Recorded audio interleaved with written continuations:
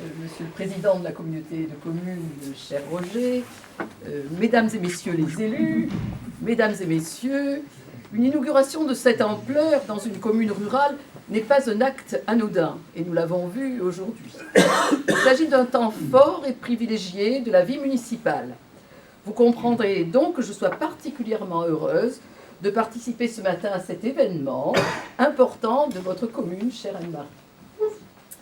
Nous avons vu au cours de la visite des aménagements très réussis, et j'en suis encore fortement impressionnée, et la concrétisation de vos projets, témoignage de votre action énergique, ainsi que de celle de toute votre équipe, pour embellir votre commune et améliorer le cadre de vie de ses habitants.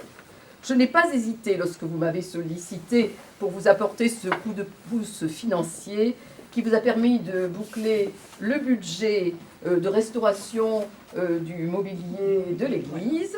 Vous connaissez mon goût pour le patrimoine et la culture et j'en ai été vraiment ravie. Et bon, je voudrais féliciter d'ailleurs tous ceux qui ont participé à ce projet de restauration de l'église et en particulier les restauratrices qui ont fait un travail considérable et très réussi.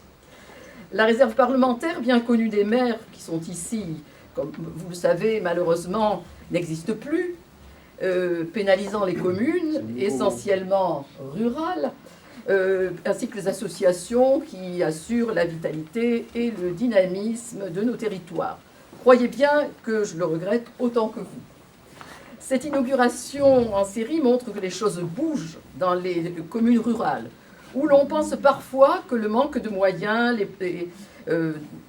pénalise les projets qui risquent de ne pas aboutir. Mais vous avez aujourd'hui prouvé que c'était faux. On peut très bien avoir des projets et les mener à bien. Ce dynamisme local que je constate au fil de mes déplacements dans la commune fait que la Seine-et-Marne est un département vivant, parce que vous battez, vous tous, élus locaux, vous battez pour ne pas faire de la ruralité un synonyme d'immobilisme.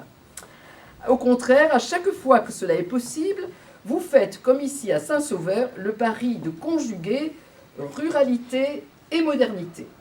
Et puis, n'oublions pas que cette dynamique renforce le rôle de fer de lance des collectivités de Seine-et-Marne dans l'investissement public, malgré leurs contraintes budgétaires.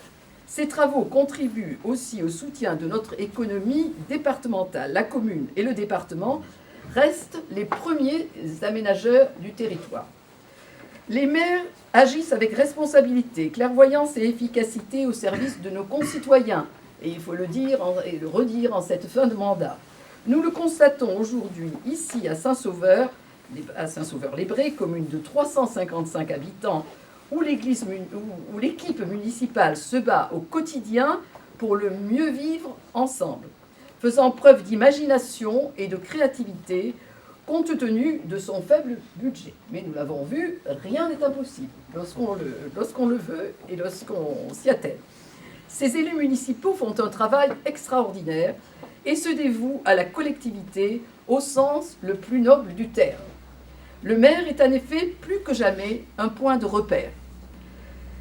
Il doit rester une figure de stabilité, de sécurité, d'autorité. Et je crois qu'il l'est à Saint-Sauveur-les-Brais. Le maire, et vous le savez mieux que quiconque, chère Anne-Marie, c'est bien souvent la première incarnation de la République. Celui à qui l'on s'adresse pour demander de l'aide, du soutien pour un emploi, pour un logement, une place en crèche, une place dans un EHPAD. Celui aussi qui accompagne les projets et veille sur la vie quotidienne des habitants.